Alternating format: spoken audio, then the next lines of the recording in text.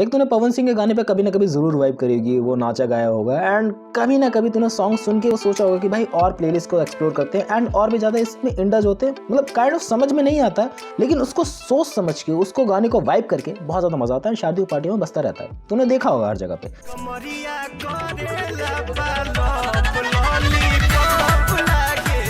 लेकिन बात लेकर चले उसके पीछे कौन है, उसके पीछे जो सिंगर जो गाना गा रहा है पवन सिंह भाई, उसका overall aura in a real time में कैसा डिस्टर्ब हो चुका है एंड ऑल्सो उसकी लव लाइफ कैसे फक्ड अप पड़ी हुई है। देखो फर्स्ट ऑफ ऑल मुझे बताने की जरूरत नहीं है पवन सिंह की लव लाइफ तुमको उनके गाने के थ्रू कैसे दिखती है एंड वो रियली में वैसी ही है because of that vulgarity song. अब मैं ये नहीं कह रहा हूँ कि भाई मैं वल्गैरिटी को प्रमोट कर रहा हूँ, सॉन्ग्स को मैं सुनता हूँ तो भाई उन सॉन्ग्स को वाइब करता हूँ, तो मैं उस चीज को प्रमोट नहीं कर रहा हूँ, तुझे भी बात पता है। बस वो सॉन्ग्स है, वो किसका आर्टिस्ट का आर्ट है जो कभी कभी प्रेस करने लायक होता है एंड वो सॉन्ग्स को हम लोगों ने कभी ना कभी सुना है एंड इस बात से तू भी रिलेट कर पाएगा कि भाई हाँ उसके सॉन्ग्स को कभी ना कभी हम लोगों ने सुना है, तो काइंड ऑफ रिलेटेबल। लेकिन अगर तू बैक एंड में ये भी सोचे ना कि भाई अगर वो ऐसे थिंकिंग नहीं है या फिर ये सब र्यूमर्स वगैरह फैले हुए इंटरनेट पे कि भाई वो सच में अच्छा इंसान है, तो उसकी जो पहली वाइफ थी उसने अपने आप को क्यों करा, ये सब टपकाया क्यों अपने आप को, कुछ तो गड़बड़े करी होंगी ना। एंड उसकी वो शादी 1 साल भी नहीं टिकी, आई थिंक 14-15 के राउंड ऑफ ही उन्होंने कर लिया था। मैं वर्ड नहीं बोलना चाहूँगा, वीडियो डिमोनेटाइज हो जाएगी। क्यों?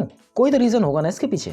देखो अगर मैं रियली में कहना चाहूँ जो ऑनलाइन रूमर्स फैले थे एंड उस टाइम पे पवन सिंह का एकदम चार्म फैला हुआ था पूरे इंडस्ट्री में कि भाई superstar power star Pawan Singh है, तो भाई एक्सटर्नल अफेयर्स के चर्चे बहुत ज़्यादा थे and that is common in the every industry. जब भी बंदा थोड़ा बहुत सक्सेसफुल होने लगता है भाई पता नहीं बहुत सारी डिफरेंट चीज़ें करता है। मैं नहीं कह रहा कि भाई सक्सेसफुल होने के बाद बंदा बिगड़ ही जाता है, सक्सेसफुल होने के बाद बंदा ऊपर भी उठ जाता है, अच्छे काम भी करता है। लेकिन कुछ लोग हैं कि वो अपनी पर्सनैलिटी को झलकाने लगते हैं कि भाई हाँ वो पहले से ऐसे थे तो उसको एक्सेल करेंगे एंड पवन सिंह के सिनेरियो में लगता है। एंड सेकंड बात लेके चले रानी चटर्जी के साथ उनका 2 मंथ का रिलेशनशिप था एंड उनका वो रिलेशनशिप अच्छा चलता अगर वो एब्यूजिव नहीं होते सेम काइंड ऑफ सलमान की तरह, क्योंकि उनके भी बैक एंड वही चलते हैं। अगर तुम मान के चलो कि भाई सलमान भाई हैं वो भोजपुरी इंडस्ट्री के, ऐसा मान के चलते हैं, क्योंकि अगर वहाँ पर कुछ गड़बड़ी होती है, अगर वहाँ पर उनको पूजा जाता है उस तरीके का, तो भाई उनका और फार्मिंग उस लेवल की हो रखी है। लेकिन ऑडियंस की क्या गलती है उसको मैं थोड़ी देर में कंक्लूड करता हूँ। बट अगर मैं रानी चटर्जी पे ही रह के बोलूँ तो उन्होंने उनको इसलिए ही छोड़ा, उनकी डेटिंग इसलिए ही कैंसिल हुई क्योंकि बहुत ज़्यादा टॉक्सिसिटी भरने लगी थी। काइंड ऑफ कह सकते हैं कि भाई कंट्रोलेबल बिहेवियर होने लगा था पवन सिंह का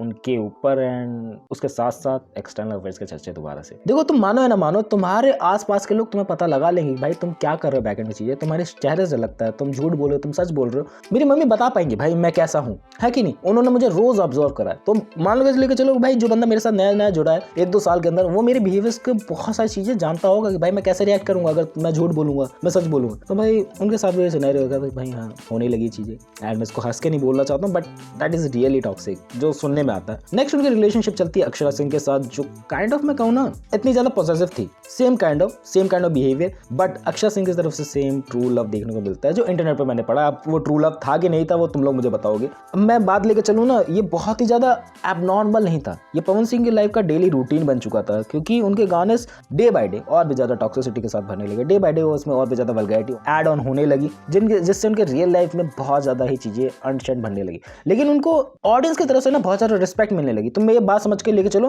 भाई ऑडियंस उन्हें और भी ज्यादा प्रेस करने लगी। अगर मैं किसी को भी बुरा भला नहीं कहना चाहता ऑडियंस को भी, लेकिन मेरी बात लेके चलो हमारे दिल में कहीं ना कहीं वो वल्गैरिटी भरी हुई है, हमारे दिल में कहीं ना कहीं वो वल्गैरिटी भरी हुई है। वो अब किस लेवल की है वो डिपेंड करता है। देखो बहुत सारे लोग इसको पसंद करते हैं, बहुत सारे लोग डिसलाइक करते हैं। मैं ऑनेस्टली अपना ओपिनियन लेके चलूँ तो कुछ kind of vulgarity is okay. तुम वैसी चीजों को गाने सुन रहे वाइब कर रहे थोड़े बहुत and you are just forgetting, शादी गाने में बज गया सब कुछ हो गया एंड कभी तुम लोगों ने वाइब कर ली, तुम दोस्तों के साथ बैठो, that is okay, but you are thinking too much about it and you are just saying कि भाई ये चीजें मुझे परफॉर्म करनी है, ये चीजें मुझे करनी है, वो गलत हो जाता है। एंड ऑडियंस का वही नजरिया एक तरफ उनको बहुत ज्यादा एक्सेल लेकर चला गया एंड एक तरफ उनको बहुत ज्यादा गिरा भी दिया। मान के बाद लेकर चलो तुम लोगों ने ऐसे बहुत सारी मूवीज देखी होंगी, तुम लोगों ने ऐसे बहुत सारे सॉन्ग्स देखे होंगे जो बहुत ही ज्यादा गंदे हैं लेकिन उसमें दबा के व्यूज है क्योंकि ऑडियंस के मन में कहीं ना कहीं बात लेकर चलो कहीं ना कहीं उनके दिमाग में है कि भाई वैसी मूवीज उन्हें देखनी है लेकिन कभी प्रमोट नहीं करना है। उनकी माउथ टू माउथ मार्केटिंग इतनी ज्यादा पब्लिसिटी वाली हो जाती है कि भाई ऑटोमेटिकली वो गाने वायरल हो जाते हैं, उनको करने की जरूरत नहीं पड़ती। 1 बिलियन व्यूज ऐसे ही नहीं आ जाते, 1 बिलियन व्यूज। तो भाई हाँ गड़बड़े तो हैं, गड़बड़े ऑडियंस के मन में जो इंडियन मेंटालिटी है ना कि अपनी चीज़ों का एक्सप्रेस नहीं करना, उन चीज़ों के बारे में बताना नहीं है, उन चीज़ों के बारे में बात नहीं करनी, तो वो चीज़ें अंदर ही अंदर दब के रह जाती हैं एंड फिर वो ऐसे टाइप ऑफ सिंगर्स को सुनते हैं, ऐसे टाइप ऑफ मूवीज को देखते हैं जिससे वो अपनी फीलिंग्स को कह पाते हैं कि हाँ भाई ऐसे टाइप ऑफ मैं फील कर पा रहा हूँ अंदर ही अंदर। सबकी बात लेके चल रहा हूँ मैं। अब दोबारा आते हैं अक्षरा सिंह वाले टॉपिक पे। ये भी उनसे बहुत ज्यादा प्यार करती थी, बात लेके चले इनकी रिलेशनशिप 2018 तक चली एंड ऐसा लग रहा था कि भाई पवन सिंह से शादी कर लेंगे, लेकिन अगेन तुम लोग को पता है भाई Pawan Singh is unpredictable singer, वो क्या कर सकते हैं अपना नेक्स्ट मूव वो बता ही नहीं सकते। एंड एट देन उन्होंने ब्याह करा 2018 में आके ज्योति से, एंड जो काइंड ऑफ वियर्ड था। अब मुझे नहीं पता इनकी बैकएंड में क्या स्टोरी चली, जितनी स्टोरी मुझे मिली कि भाई वो डेट कर रहे थे अक्षरा सिंह को, लेकिन उन्होंने शादी करी ज्योति से। ये सुनने में वियर्ड लगता है कि भाई हाँ तुमने रिलेशनशिप चलाई क्यों जब तुम्हें ज्योति से शादी करनी थी, एंड तुम चला रहे हो, तुम परख रहे हो, बट वो रिलेशनशिप इतने ज्यादा दिनों तक चली भाई, 2018 तक, कम तो बात नहीं, कम से कम 2-4 साल तो आराम से तुम लोगों ने बिताए साथ में। बट दैट थिंग मुझे समझ नहीं आ रहा, एंड इस सिनेरियो में क्या बोला जाए ये भी बहुत ज़्यादा मुश्किल है। एंड अक्षय सिंह को भी कहीं ना कहीं अंदर पता था कि बंदा बहुत ज़्यादा टॉक्सिक है, बंदा बहुत ज़्यादा पॉसेसिव है, एंड ये मुझे मारेगा पीटेगा, ये चीज़ें होती हैं बैकएंड में। एंड पवन सिंह की हिस्ट्री उठा के देख लो, ऑनलाइन आर्टिकल्स बहुत सारे मिलेंगे इस बारे में, लेकिन बात देखिए चले वही है कि अंधा प्यार है, उसका कुछ नहीं करा जा सकता भाई, वो होके ही रहेगा। एंड एक टाइम पे आके बंदे को समझ में आ जाती है, एक टाइम पे आके बंदे को सब कुछ चीज़ें क्लियरिटी वाली हो जाती है। तो अक्षय सिंह के साथ भी वही हुआ कि भाई हाँ क्लियरिटी है, जब पूरी एक चीज़ हो गई कि भाई हाँ ये बंदा ऐसा नहीं है, ये बंदा वैसा है, ये बंदा वैसा होने वाला है, तो टाइम के साथ मैच्योरिटी आ जाती है, वो एक्सपीरियंसेस गेन करके तुम लोग ना और भी ज़्यादा कड़क बन जाते हो अंदर से कि भाई हाँ अब करके दिखाया मेरा कुछ। उसके बाद उन्होंने सारी मूवीज़ कैंसिल कर दी, सारे शोज़ कैंसिल कर दिए पवन सिंह के साथ। एंड तुम लोगों को पता है पवन सिंह के अनटच्ड बिहेवियर, जो मतलब बंदा कहीं पर भी नाच गा रहा है तो गलत तरीके से कह सकते हैं ना बैड टच कर रहा है, वो बहुत ज़्यादा दुख लगता देख के भाई। एंड उस टाइम पे लोग नहीं बोलते, मतलब अभी तक ये बॉलीवुड इंडस्ट्री में हुआ होता या फिर कोई पॉपुलर इंडस्ट्री में हुआ था ना, बवाल मच गया होता, लेकिन इस बारे में वही बवाल मचा लाइक बात लेके चले जब एक पॉपुलर इंसिडेंट हुआ जिसके बारे में बहुत ज़्यादा केस स्टडीज़ बनी, बहुत सारे लोगों ने इस पर बात करी। मेरा रह गया, मेरा थोड़ा मैं कहीं बिजी था कहीं और उस टाइम पे, लेकिन अब मैं बात कर सकता हूँ खुल के कि भाई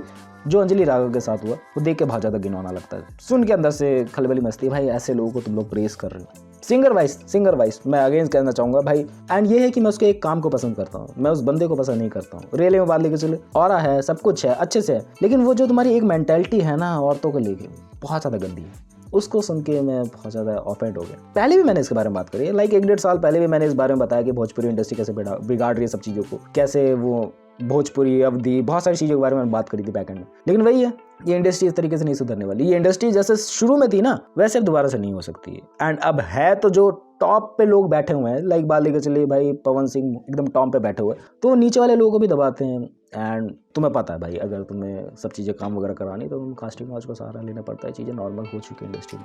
एंड इस पर टॉप पे बैठे हुए बंदे ही पैसा कमा रहे हैं, जो नीचे हैं इस इंडस्ट्री में वो पैसा नहीं कमा रहे, या तो किसी और इंडस्ट्री में घुस जा रहे हैं या किसी और इंडस्ट्री में काम कर रहे हैं। तुम्हें पता है भाई फेमस और पॉपुलर एक्टर कहाँ आ चुके हैं, वो मनोज बाजपेयी, पंकज त्रिपाठी, ये इसी एरिया से बिलोंग करते हैं ना, आई थिंक सो।